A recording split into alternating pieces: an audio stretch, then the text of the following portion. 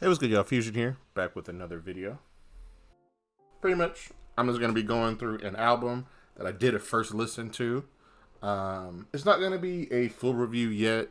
I do think, in my opinion, that you got to sit with an album at least a week, like before you can have a true review on something and have a true thought process when you are reviewing an album, in my opinion. And it does depend on the artist. For example, this may not be the deepest Drake project or Drake project where I feel like you need to do a deep dive. So you could take maybe 2 or 3 days to really figure out what you want to say as a final review. But on certain West Side Gun, Kendrick, JPEG Mafia, on certain other albums, you may need to do a little bit more of a deep dive because they do use different samples and all that type of stuff that really does stand out. So, that's just my personal opinion. But, like I said, we're doing a first listen. Just my quick thoughts on it. Quick backstory. I like Drake. I don't have a problem with Drake. Has his music fallen off? To me, yes. And this was before even the whole beef and all that other conversation. To me, it sort of was falling off around Scorpion, right after If You're Reading This Is Too Late, around Views. Personally, I didn't enjoy Views. I mean, there's songs on there that I like, but overall, as a project, I don't think I enjoyed it. Scorpion, same thing. You got something will pop up right there, but yeah, I'm not a true, I wouldn't consider myself, I haven't considered myself a Drake fan in a long, long time. His music is a little too samey for me nowadays. And this is sort of where my issue falls with this project. Drake has done a lot of, well, not a lot of collabs, but he has a couple collab albums. The one with 21 Savage, the one with Future. I think the Future one was a perfect blend of both of them.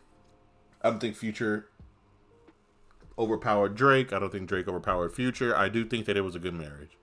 That being said, once you get over to Her Loss, I think that's what it's called, the one with 21 Savage, there's minimum, very minimum 21 Savage add-in. And I think that hurt Drake on that. Personally, I don't have a problem with rapping Drake or just whatever the fuck style of Drake. I just think if you're going to have a collab project with 21 Savage, you need beats that'll complement 21 Savage. A lot of those songs on there sounded like Drake album cuts that didn't make the album, that didn't make the For All My Dogs, and he just put it out and was like, hey, 21 Savage, can you write something for these songs? That's what it sounded like to me personally. Then we get to Party Next Door and Drake, Some Sexy Songs for You. Again, I only listened to it once. I haven't done a full deep dive listen yet. I don't know all of the song names. I don't know exactly what my favorite songs are yet. But again, this is an early conversation on the album. Personally, it's the same formula when it comes down to a Drake project. This sounded like a Party Next Door album that Party Next Door gave to Drake to make Drake be the main act on it. We should have had more Party Next Door. I do think that Drake was sounding alright, I guess. There's a couple songs on here where I didn't even know that it changed to a different song. I think it was, how many tracks on here? 21 tracks. Some of these songs are pretty lengthy. Pause.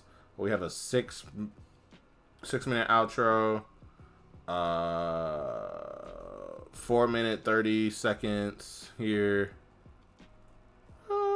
Okay, not horrible. Yeah, for some reason I thought that there was more 4-minute songs, but I do think it is because a lot of these songs have that sort of same feel.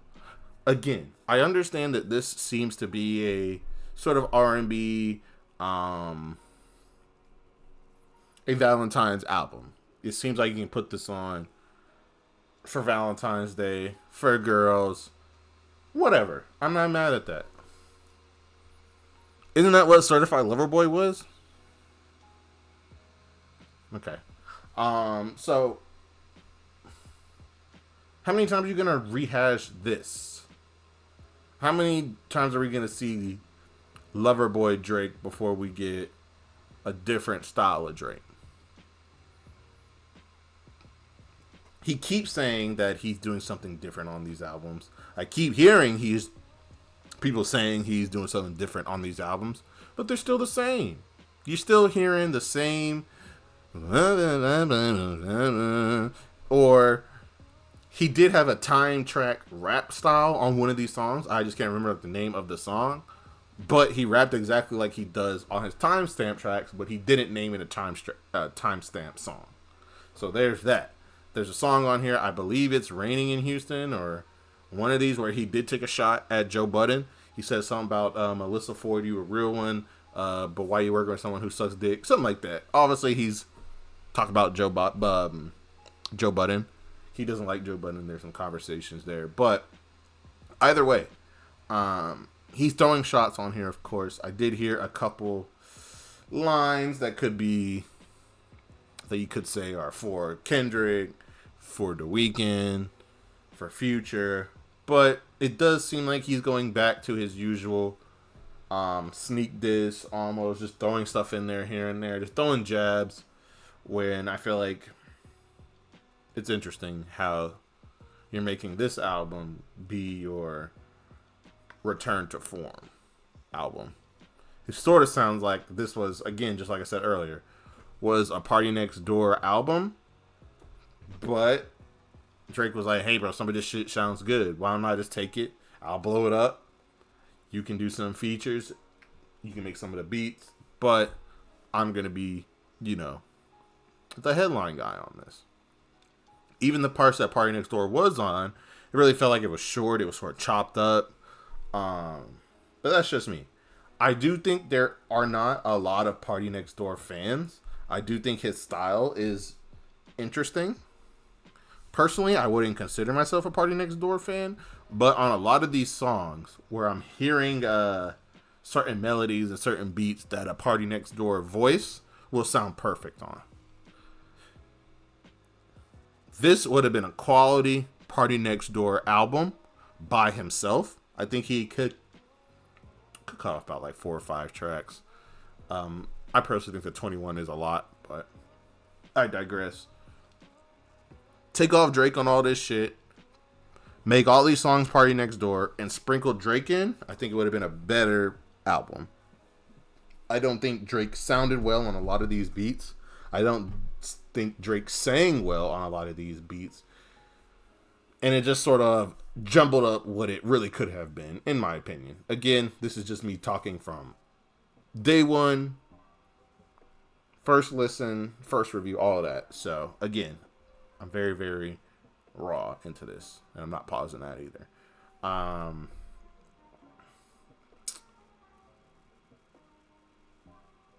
Meet Your Padre, I think that's the Spanish song. I hated that song. And I don't think it's because he was speaking Spanish and I couldn't understand him. I literally didn't like how it sounded.